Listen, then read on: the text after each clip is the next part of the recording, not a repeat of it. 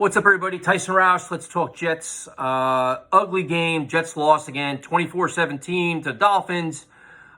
Good teams find a way to win. Bad teams find a way to lose. The Jets left so many plays on the field, so many points on the field, and you walk away just shaking your head. Ugly game to watch. Very glad I didn't go to it because I'd be ridiculously frustrated sitting in traffic after watching that muck.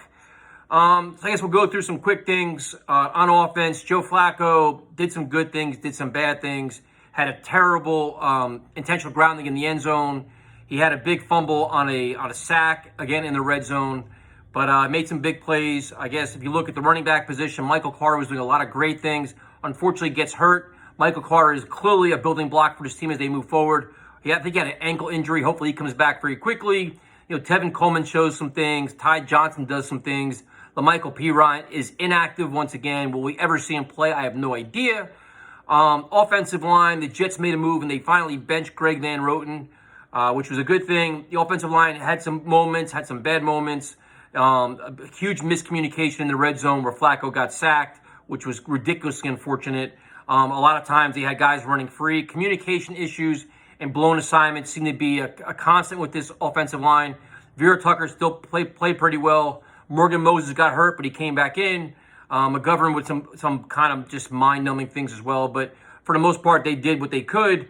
Wide receiver position, Elijah Moore continues to come on, just making explosive plays. Had a long touchdown, I think it was, 62 yards. I forget how long it was. But Elijah Moore, they're finding ways to give him the football, which is always a good thing. Jamison Crowder with a couple nice catches. Ryan Griffin at tight end cannot block whatsoever. I'm not sure what he has to do to get benched, but he's a liability. So the tight end position continues to be an enigma for the team, and they got to find a way to address it. Other than that, Corey Davis had a couple of catches. Once again, he slips and falls. It seems to be what he always does. I don't know what happens with him, but there's always some kind of issue. Overall, the play calling on offense, nothing crazy. Some trick plays, some not trick plays.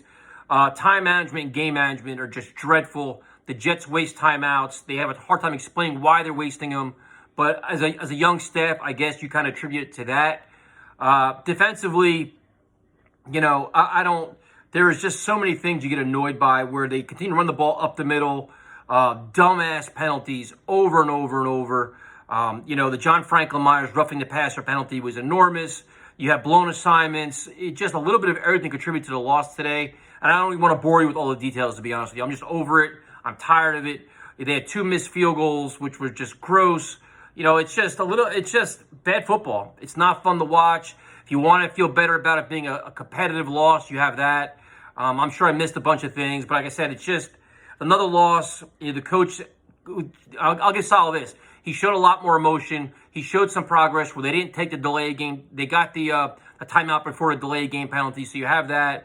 Definitely a lot more emotion. Definitely clearly pissed off in the press conference where he's tired of seeing his team make dumb mistakes. They benched Jared. They said they didn't bench Jared Davis, that Jared Davis isn't healthy, so you brought Quincy Williams back in. Quincy Williams was playing at a pretty good level, and there was no reason to take him out, so I'm glad he's back in. And I guess that's it. I mean, the coach is definitely, you can see it's starting to wear him a little bit. He's starting to get a little bit annoyed, and maybe that's going to hold people more accountable, which is a good thing. But it's a bad loss. I mean, the only thing I want to see now is Zach Wilson play. And other than that, you have, pieces that can keep you encouraged, where you have, like I said, you have Elijah Moore, Michael Carter, Vera Tucker. On defense, I mean, C.J. Mosley got hurt. I think Elijah Riley, safety, actually hurt him.